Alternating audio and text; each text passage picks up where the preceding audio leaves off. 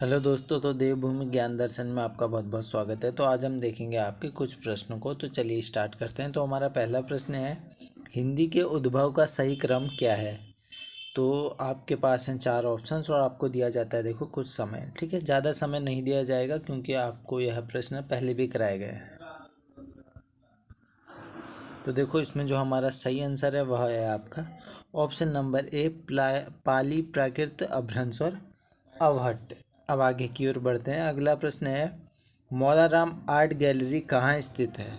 तो आपके पास है देखो भैया चार ऑप्शंस और इसमें जो हमारा सही आंसर होगा वह होगा आपका पौड़ी गढ़वाल यानी श्रीनगर। इसमें हमारा सही हो जाएगा।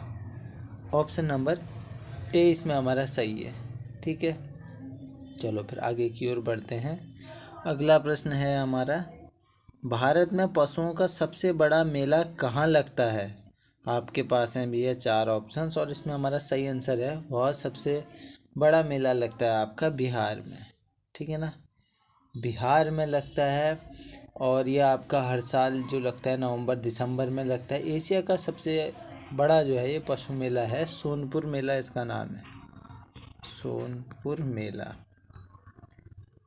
ठीक है, अब बढ़ते हैं फिर आगे की ओर। इसी के साथ एक और आप ध्यान में रख लेना, सोनपुर से अगर मैं बात करूं उत्तराखंड की बात आएगी तो आप कहते हैं ना सोमनाथ मेला, जो कि आपका किधर लगता है अभी, अल्मोड़ा में लगता है ना सोमनाथ मेला। उसमें भी आपके बैलों का क्रय विक्रय होता है। ठीक है, चलो इतना आप ध्यान में रखना। और अब बढ़ते हैं फिर आगे की ओर। अगला प्रश्न है, लिपि सुधार समिति का गठन किसने किया था। लिपि सुधार समिति का गठन किसने किया था। आपके पास हैं चार ऑप्शंस। तो इसमें हमारा सही आंसर होगा महादेव गोविंद रनाडे जी ने। ठीक है, ऑप्शन नंबर सी सही है। आगे की ओर, पहाड़ी चित्रकला पुस्तक के लेखक हैं। पहाड़ी चित्रकला पुस्तक के लेखक हैं। इसमें जो आपका सही आंसर होगा वह क्या होगा आपका किशोरी लाल वैद्य जी। ठीक है ना, पहाड़ी चित्रकला बोला गया है। ठीक है, अगर यहीं पे अगर बात आएगी कि गढ़वाल पेंटिंग्स के लेखक कौन है, ठीक है ना, गढ़वाल स्कूल ऑफ पेंटिंग के लेखक कौन है, सम नोट्स ऑन मौलाराम के लेखक कौन है, तो आप कहेंगे भैया वो कौन है, मुकुंदी लाल जी है। ठीक है ना, कौन है, मुकुंदी लाल जी हैं। अब बढ़ते हैं फिर आगे की ओर। अगला प्रश्न है हमारा, अगला प्रश्न है, बौद्ध साहित्य की रचना किस भाषा से हुई। आपके पास है भैया चार ऑप्शंस। आप सभी को पता है जो भी बौद्ध साहित्य की रचना की गई वो की गई थी पाली भाषा से। ठीक है, तो इसमें हमारा पाली सही हो जाएगा। पाली के बाद प्राकृत आती है, फिर अपभ्रंश आती हैं, फिर अपभ्रंश होता है। ठीक है, चलो फिर आगे की ओर। 38वीं पैरेलल रेखा किन दो देशों को बांटती है। 38वीं जो आपकी पैरेलल रेखा है वह बांटती है आपकी उत्तर कोरिया को। किससे भैया, दक्षिण कोरिया से। उत्तर कोरिया और दक्षिण कोरिया को, इसमें हमारा सही हो जाएगा ऑप्शन नंबर ए। ठीक है, और अगर वहीं पे भारत बात आएगी कि भारत पाकिस्तान की, तो भारत और पाकिस्तान को कौन सी रेखा बांटती है, रेड क्लिफ रेखा। ठीक है, भारत और चीन को मैकमोहन रेखा।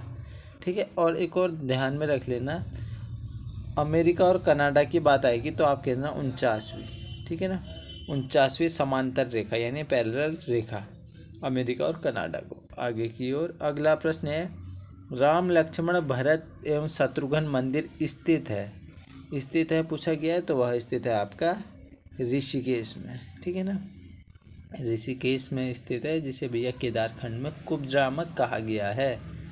ठीक है, चलो फिर अब बढ़े आगे की ओर। अगला प्रश्न कि विश्व हिंदी दिवस कब मनाया जाता है। देखो विश्व हिंदी दिवस की बात आई है, ठीक है ना, तो वह मनाया जाएगा आपका 10 जनवरी को। अगर यहीं पे बात आती है आपकी राष्ट्रीय हिंदी दिवस की, तो वह आपका 14 सितंबर को मनाया जाता है। 14 सितंबर को मनाया जाता है।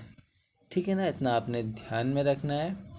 और अब बढ़ते हैं आगे की ओर। फिर अगला प्रश्न, किस मौर्य शासक के शासनकाल में तृतीय बौद्ध संगीति का आयोजन किया गया था। तृतीय बौद्ध संगीति तो वह होती है अशोक के काल में भी है। ठीक है, सम्राट अशोक इसमें हमारा बिल्कुल सही है। प्रथम होती है आपकी अजातशत्रु के समय में, द्वितीय होती है कालाशोक के समय में, तृतीय होती है अशोक के समय में और चतुर्थ होती है कनिष्क के समय में। ठीक है, अगला प्रश्न है, शांति कुंज स्थित है? तो आपका जो शांति कुंज है उसकी स्थापना 1971 में होती है स्वामी राम शर्मा जी के द्वारा, ठीक है ना। और यह आपका स्थित है किधर भैया? हरिद्वार में, ठीक है, हरिद्वार में स्थित है। अब बढ़ते हैं फिर आगे की ओर। अगला प्रश्न, हिंदी शब्द किस भाषा से लिया गया है? तो जो आपका हिंदी शब्द है वो फारसी भाषा से लिया गया है, ठीक है। ऑप्शन नंबर बी इसमें हमारा सही हो जाता है। अगला प्रश्न, प्रसिद्ध ग्रंथ अष्टाध्यायी की रचना किसने की थी?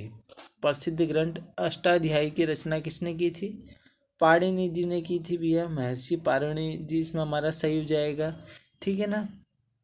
चलो, और देखो इसमें लिखा है वाल्मीकि जी लिखा है, तो वाल्मीकि जी से आपको क्या याद में आ रहा है आप मुझे कमेंट बॉक्स में बताएंगे, ठीक है ना। और वेद व्यास जी से क्या आपके माइंड में आ रहा है वो आप मुझे कमेंट बॉक्स में बताएंगे, ठीक है।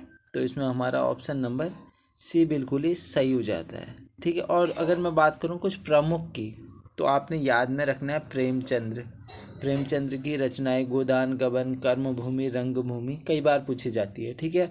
और बाणभट्ट जी की कादम्बरी याद में रख लेना, कल्लड़ जी की राजतरंगिणी, विशाख दत्त की मुद्रा राक्षस, ठीक है ना।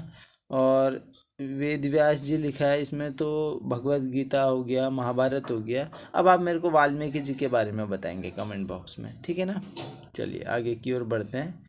अगला जो प्रश्न है हमारा, टिहरी में वन विभाग की स्थापना कब हुई? आपसे पूछा जा रहा है टिहरी में वन विभाग की स्थापना कब हुई भी, और आपके पास हैं 4 ऑप्शंस। तो देखो इसमें जो हमारा बिल्कुल ही सही आंसर होगा वह होगा वर्ष 1885 में होती है, ठीक है ना। 1 मई 1885 को होती है। और भारत में जो वन विभाग की स्थापना होती है 1864 में होती है, जो कि यहाँ पे लिखा है भारत, लिख लो यहाँ पे भारत में। और देखो कुमाऊँ होती है, तो कुमाऊँ में होती है 1868 में, ठीक है, कुमाऊँ में। और अगर कुमाऊँ के साथ गढ़वाल आ जाएगा तो जस्ट 1 साल बाद 1869 में होती है, ठीक है ना। तो अभी बात टिहरी की आ रही है, तो टिहरी 1885 इसमें हमारा सही है। आगे की ओर, छत्तीसगढ़ किस भाषा की बोली है? छत्तीसगढ़ी, ठीक है, छत्तीसगढ़ी किस भाषा की बोली है? तो अगर मैं बात करूं तो आप सभी को पता है अवधी, बघेली और छत्तीसगढ़ी आती है पूर्वी हिंदी में, ठीक है। किस में आती है? पूर्वी हिंदी में। और पश्चिमी हिंदी में क्या क्या आ जाती है? खड़ी बोली, ब्रज भाषा, हरियाणवी, बुंदेली, ये सभी। बढ़ते हैं फिर आगे की ओर। अगला प्रश्न है, संसद के 2 सत्रों के बीच अधिकतम अवधि कितनी हो सकती है? संसद के 2 सत्रों के बीच अधिकतम अवधि कितनी हो सकती है भैया? वह हो सकती है आपकी 6 माह की। 6 माह इसमें हमारा बिल्कुल ही सही हो जाएगा। अब बात आई है संसद के दोनों सत्रों के बीच की अधिकतम अवधि। तो आप सभी को पता है संसद बनता है आपका राज्यसभा, लोकसभा, ठीक है ना, राष्ट्रपति से। तो देखो आपने ध्यान में क्या रखना है, जो राज्यसभा का गठन होता है वो 1952 को होता है, ठीक है। और लोकसभा का ये हो गया आपका राज्यसभा, और ये लोकसभा का गठन भी कब होता है भैया? 1952 को ही होता है, ठीक है ना। इतना आपने ध्यान में रखना है।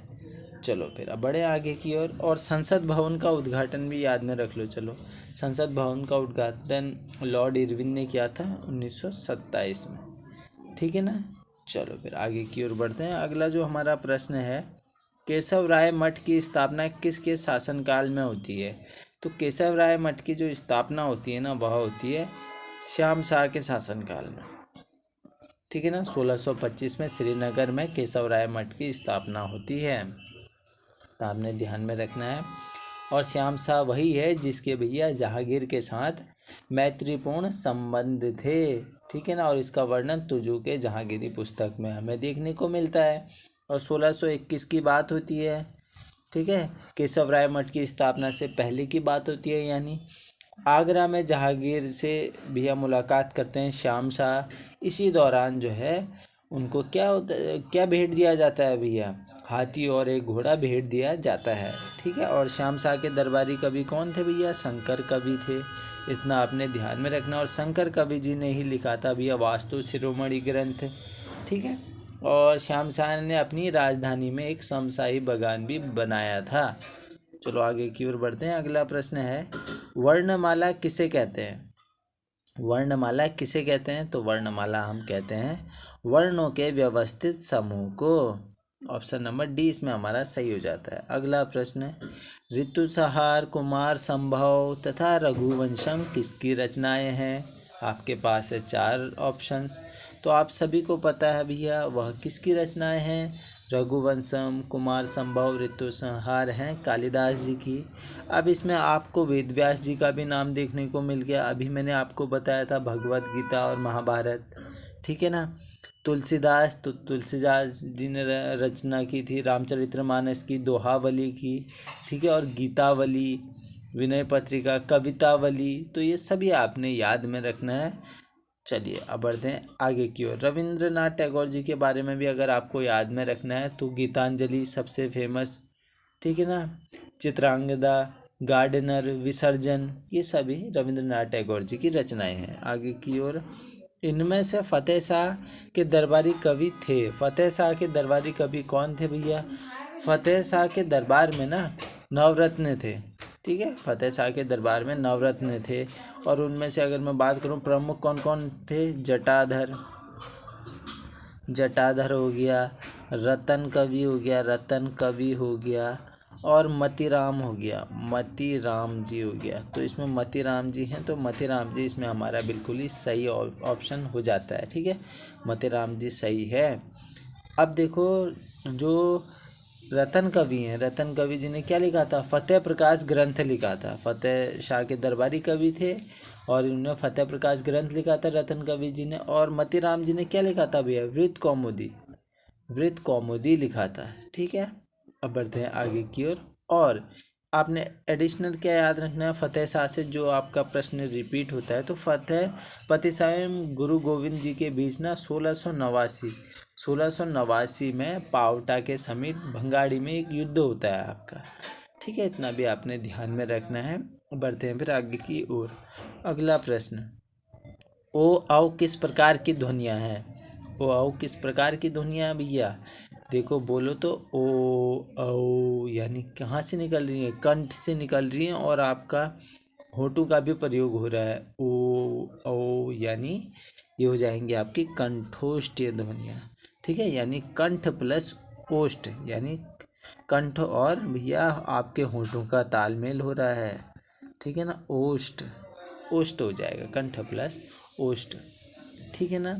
चलो आगे की ओर बढ़ते हैं। और कौन कौन सी होती है अगर मैं बात करूं आपके जो ओष्ठ वाली ध्वनियाँ होती हैं, खाली ओष्ठ वाली, जैसे ऊ बोल दिया आपने, ऊ बड़ा ऊ, ठीक है ना। चलो ये भी ध्यान में। और कंठ में क्या आ जाएगा? कंठ में ए आ जाता है, ए आई आ जाता है, ये भी क्या आपके कंठ, ए आई आपके कंठ और तालव्य वाला हो जाएगा, ए आई, ठीक है।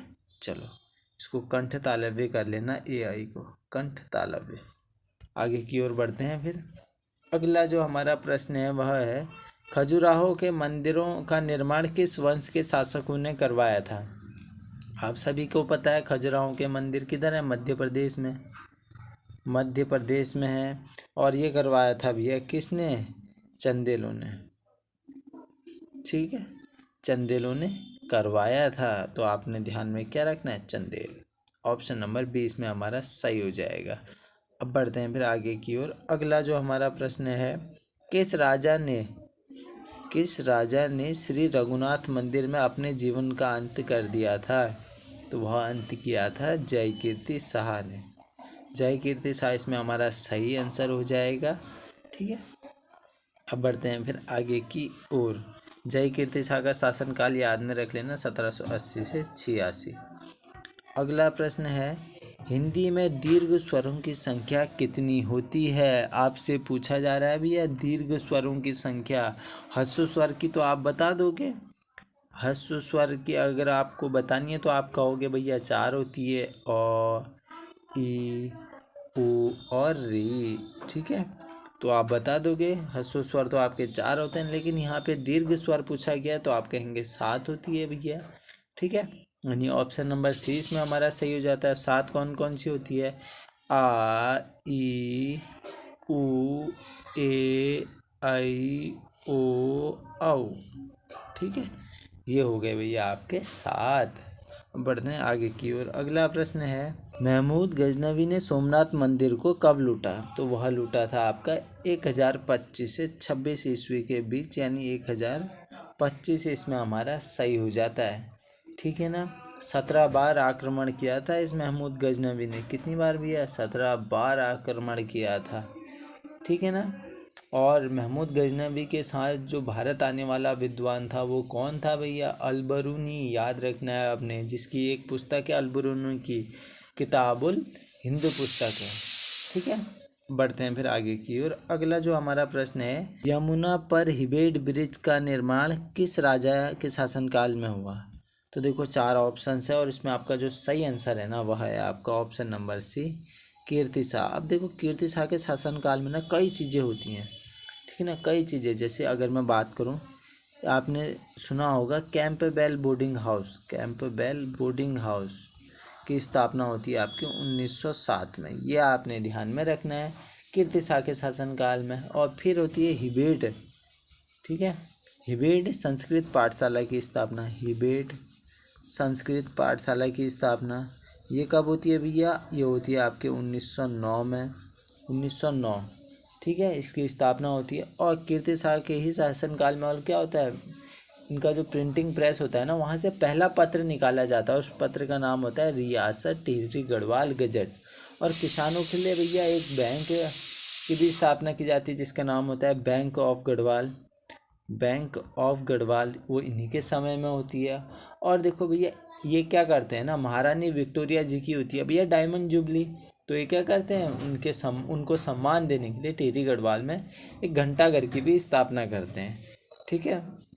और भैया अंग्रेजों को कीर्ति शाह जी से बहुत प्यार था, तो 1903 में कीर्ति शाह जी को क्या करा जाता है भैया? CSI की उपाधि दी जाती है। जब वहाँ पे दिल्ली दरबार लगता है ना आपका 1903 में, तो ब्रिटिश सरकार क्या करती है? CSI की उपाधि देती है। और इन्हीं के शासनकाल में स्वामी राम तीर्थ जी गढ़वाल भी आते हैं आपके। ठीक है ना, 1902 में। बढ़ते हैं आगे की ओर। अगला प्रश्न, स्पर्श व्यंजन को भी कहा जाता है। स्पर्श व्यंजन को देखो ना वर्गीय व्यंजन भी कहा जाता है। क्या कहा जाता है? वर्गीय व्यंजन। और वर्गीय व्यंजन कैसे कहा जाता है आप सभी को पता है। ठीक है, आपका क वर्ग होता है, ठीक है ना, चौ वर्ग होता है। तो ऐसे करके आपके वर्ग होते हैं, सभी में 5-5 होते हैं। और तो क से लेके आपके मौ तक कितने होते हैं? क से लेके मौ तक आपके 25 व्यंजन होते हैं। इसी को हम स्पर्श व्यंजन या वर्गीय व्यंजन भी कह देते हैं। और अंतःस्थय व्यंजन आप सभी को पता है, य, र, ल और व होते हैं। आगे की ओर बढ़ते हैं। फिर अगला प्रश्न, असम राज्य का कौन सा अभ्यारण्य एक सींग वाले गैंडे के लिए प्रसिद्ध है? एक सींग वाला गैंडा भैया वह है आपका असम में देखो काजीरंगा राष्ट्रीय उद्यान। वैसे तो असम में आपके बहुत हैं, इसमें मानस लिखा है, मानस भी है भैया असम में। ठीक है ना, ओरंग लिखा है, ओरंग भी है भैया। दिहिंग पटकई लिखा है, ये भी है। फिर नामेरी हो गया, डिब्रू हो गया। ठीक है ना, चलो समझ गए, ये सब ये आपके असम में है। तो एक सींग वाला गैंडा काजीरंगा राष्ट्रीय उद्यान। बढ़ते हैं आगे की ओर। खस राजाओं ने पराजित किया था। खस राजाओं ने पराजित किया था, तो वह पराजित किसको किया था भैया? वीणाचंद को। ठीक है ना, काफ़ी भोगविलासी राजा था। तो जैसे पराजित करते हैं भैया, खस आक्रमण करते हैं, पराजित कर देते हैं। फिर 200 साल तक भैया ये काली कुमाऊँ वाले क्षेत्र में राज करते हैं खस लोग। ठीक है ना, चलो फिर जो इसके बाद वीरचंद आते हैं। वीरचंद ने फिर खसों को पराजित किया था और फिर चंद वंश की पुनः स्थापना कर देते हैं। ठीक है ना, चलो फिर आगे की ओर बढ़ते हैं। अगला जो हमारा प्रश्न हमसे कह रहा है वह कह रहा है कि निम्न में से कौन सा व्यंजन अघोष है? अघोष पूछा गया है भैया आपसे। अघोष क्या होता है आपका? वर्ग का पहला और दूसरा होता है।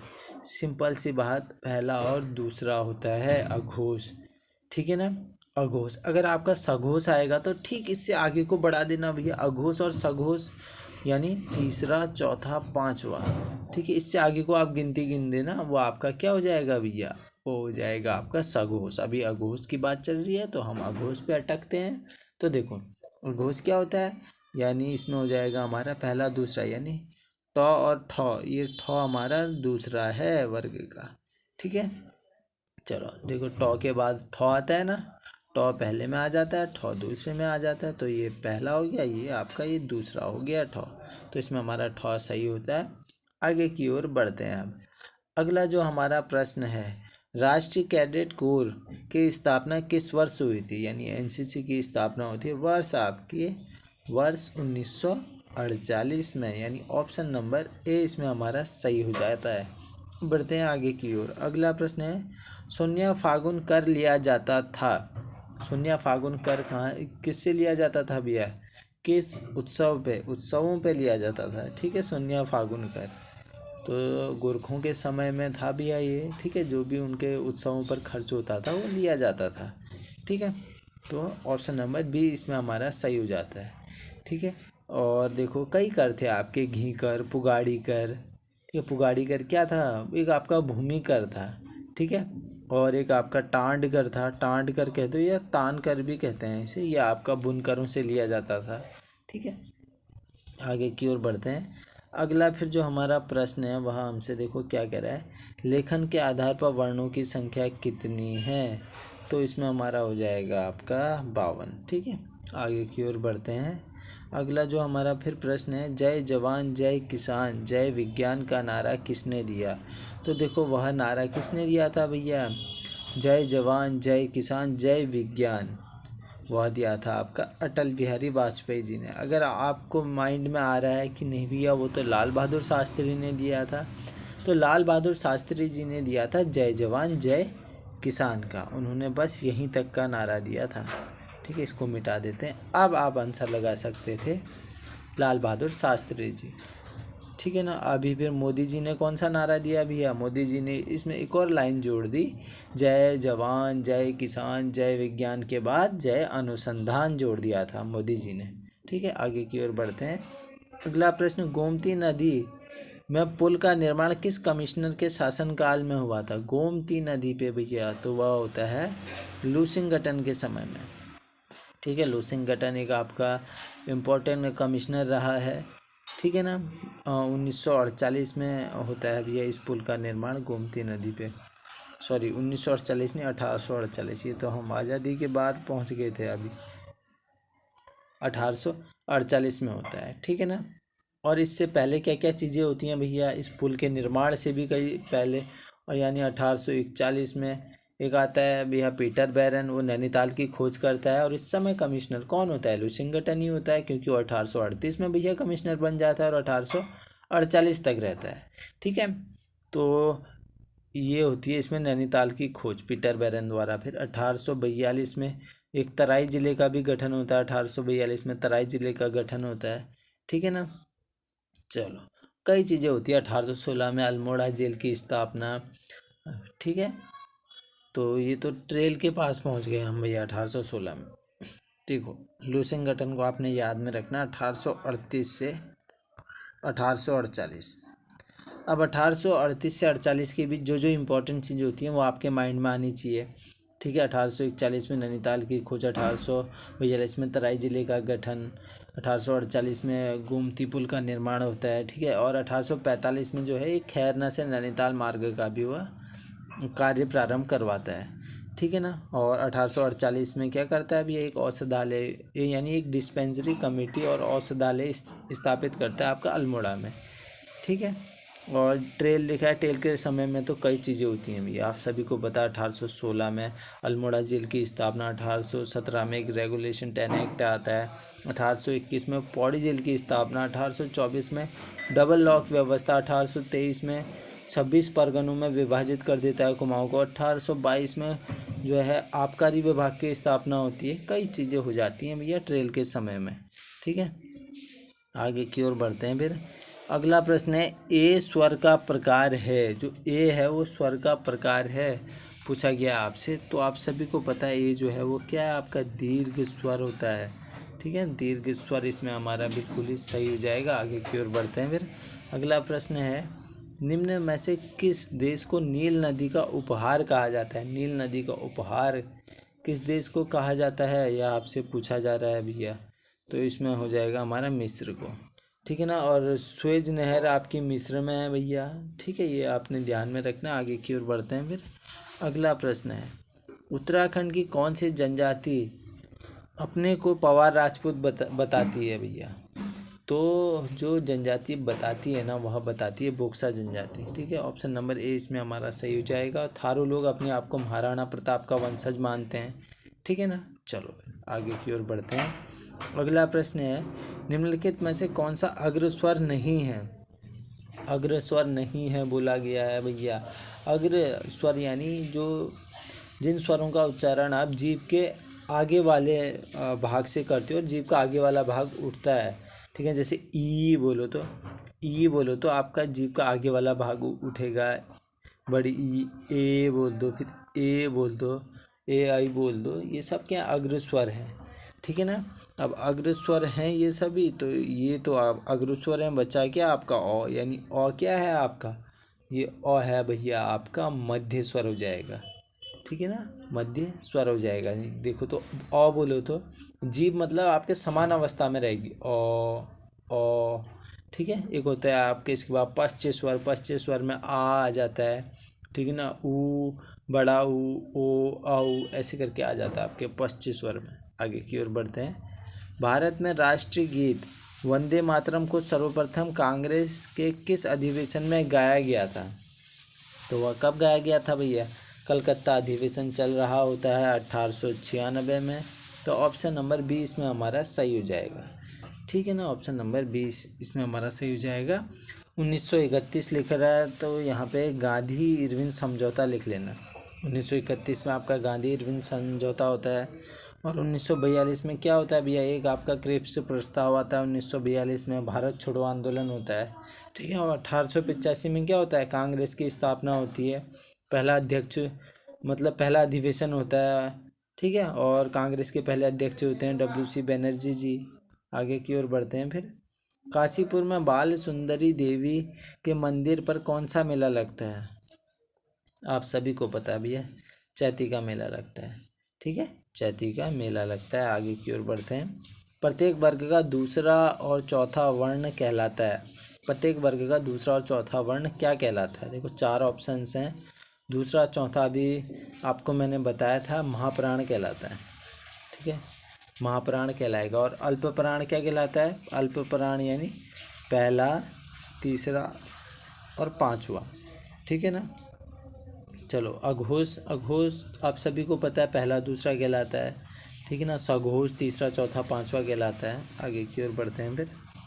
अगला जो हमारा प्रश्न है, शक संवत को राष्ट्रीय पंचांग के रूप में कब अपनाया गया था? तो यह अपनाया गया था 22 मार्च 1957 को, ठीक है ना, 1957 को।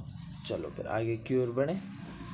शक संवत किससे रिलेटेड है भैया? कुषाण वंश से रिलेटेड है, ठीक है। कनिष्क ने प्रारंभ किया था ना, आप सभी को पता है। सक्षम अगर मैं बात करूं, हमारे जो राष्ट्रीय पंचांग है उसमें 12 महीने होते हैं, चैत्र, वैशाख, जेठ, आषाढ़, श्रावण, भादो, अश्विन, ठीक है।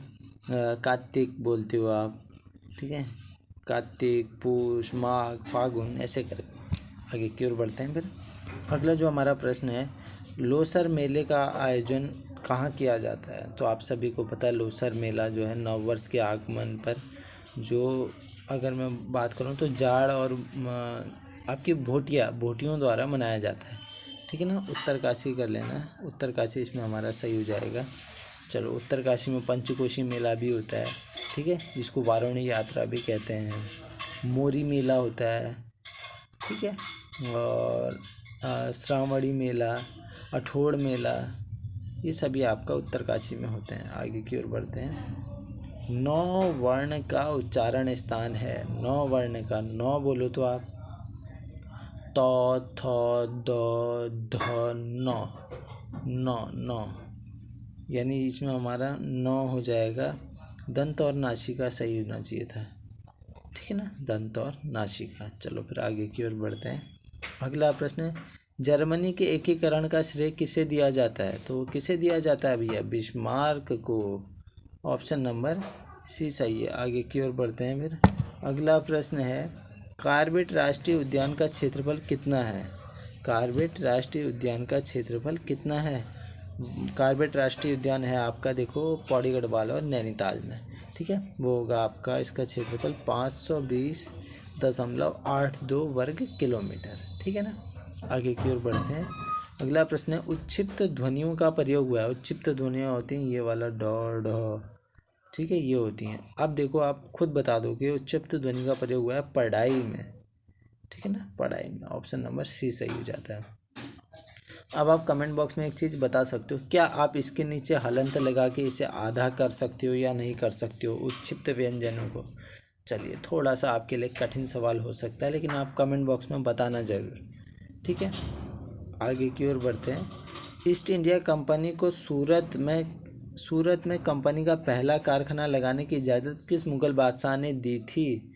तो वो कौन था भैया? वह था जहांगीर, ठीक है, जहांगीर। अंग्रेज़ खूब दारू लेके आते हैं जहांगीर के लिए। आगे की ओर बढ़ते हैं। अगला प्रश्न, गोविंद राष्ट्रीय उद्यान की स्थापना कब हुई? तो गोविंद राष्ट्रीय उद्यान की स्थापना होती है वर्ष 1980 में, जिसका क्षेत्रफल है 472 वर्ग किलोमीटर। और कहाँ है ये भैया? उत्तरकाशी में, ठीक है, उत्तरकाशी में। आगे की ओर अगला प्रश्न है, क ये आपके यहाँ पे नुक्ता लगा है देखो, क ग ज फ ध्वनियाँ किसकी हैं? तो यह होती हैं आपकी अरबी और फ़ारसी ध्वनियाँ होती हैं, ठीक है, अरबी और फ़ारसी ध्वनियाँ होती हैं। ये नीचे अगर आपके ये बिंदु लग गया यानी नुक्ता लग गया तो ये आपकी फ़ारसी ध्वनियाँ हो गई। आगे की ओर, निम्नलिखित में से भारत का कौन सा क्षेत्र पुर्तगालियों का प्रथम व्यापारिक केंद्र था? तो आप सभी को पता है गोवा था भैया पुर्तगालियों का, ठीक है। चलिए, आशा करता हूँ इससे आपको ज्ञान मिला होगा।